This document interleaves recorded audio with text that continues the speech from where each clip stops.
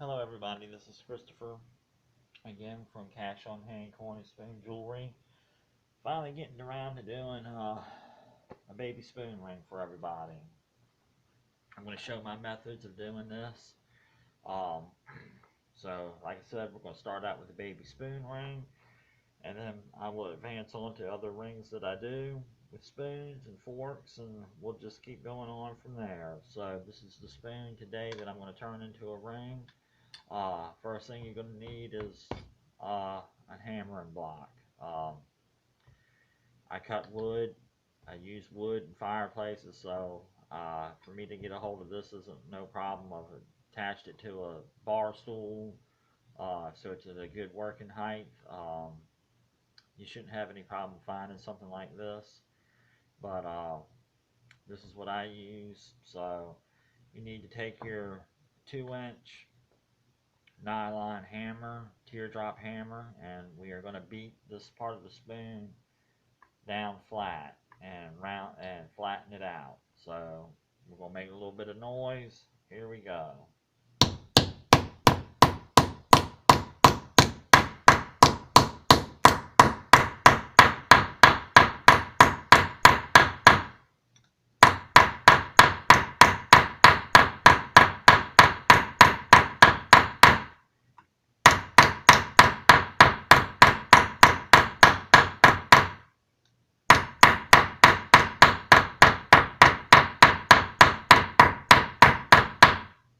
Alright, there we go.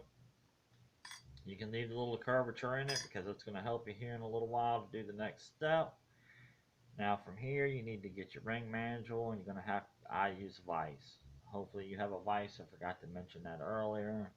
But a vise would come in handy right now for this next step, so you can curl the spoon. So let's move over to the vise and get to work on that. And you're still going to need your teardrop hammer to do this as well. So let's move on over to the vise. Alright, here we are back at the vise. Need your ring manual. This is going to be your help here. You want to know what size you want to go with it. For me, I do a lot of shows, so it's kind of first come, first serve. For me, I can size everything at a size 6, and I can easily reduce it on the site or increase it at the craft shows. I'm bringing some simple hand tools. So for today, we're going to go ahead and make this a size 7, and we'll proceed from there. So you want to put your spoon in here and your mandrel in here like so. Go ahead and close it shut on your size 7 mark. Give it a good clamp to make sure it's not going nowhere. Make sure that it is good straight up and down, and then we're going to slowly hammer this down, and then we're going to move it and do it again. Keep it on size 7. It can slide a little bit here and there because the vise will work for you. It will work as like a hammer too. It will squish the spoons for you. So like here, we're starting to get the curl. We're going to use the vise to our advantage here and let that help curl the spoon for us, so we don't have to hammer as much. Keep your finger on one bottom of it, tighten it up, give it a little hammer.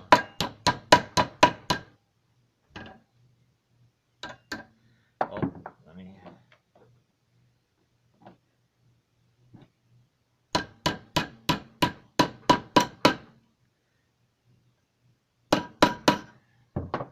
Alright.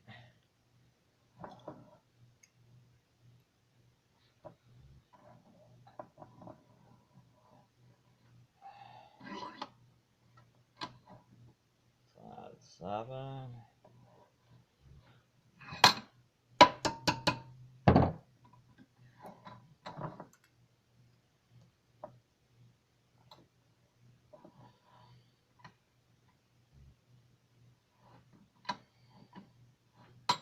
use your hammer to help you keep centered. Just give it a little taps. As you see, it doesn't take much.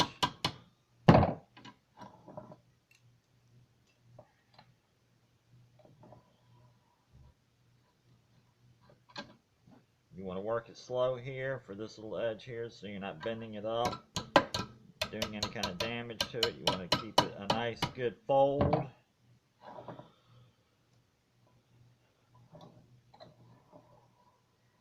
Tighten it, roll over, and as you see, no heat has been applied to the spoon whatsoever. No heat. I've had not to anneal anything for any reason. No annealing needed.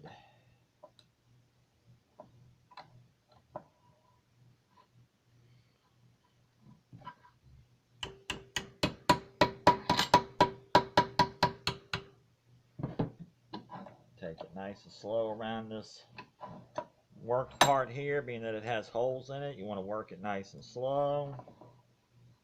Here's where you can use the vise to help you out with this spot. Don't force. You let it work on its own here at this section. Don't go all the way with it. Slowly work it around. Let the vise work for you.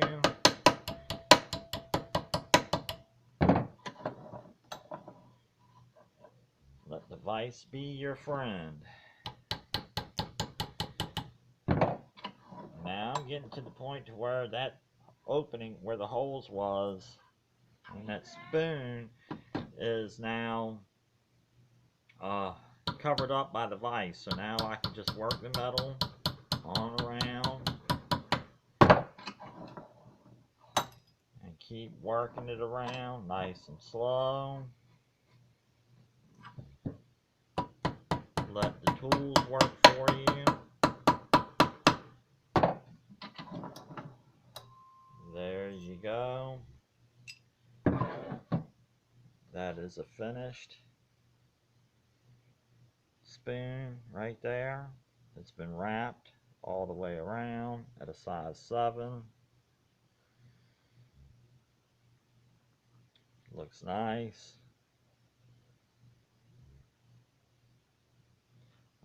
I can easily size this at a craft show without no problems whatsoever. I can shrink it or increase the size without no problem. Came out pretty nice. Now all's left is polishing. With this one, I'm going to leave some of the patina on it, and I use some other stuff to help with polishing. It's called Neverdoll. It's a cloth form. It works really well. You can use some of that. I see a little knot here. I'm going to get this little knot out on this here.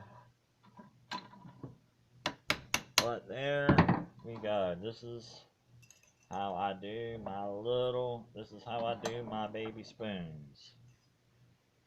So I hope you enjoyed this. I will do a section on polishing on my next video.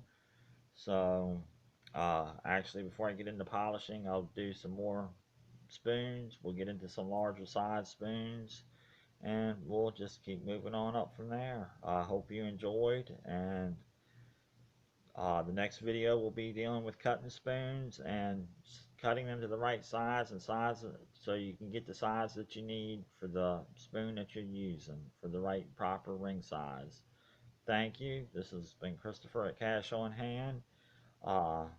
Looking forward towards the next video, and y'all, I'll see you back. Thank you.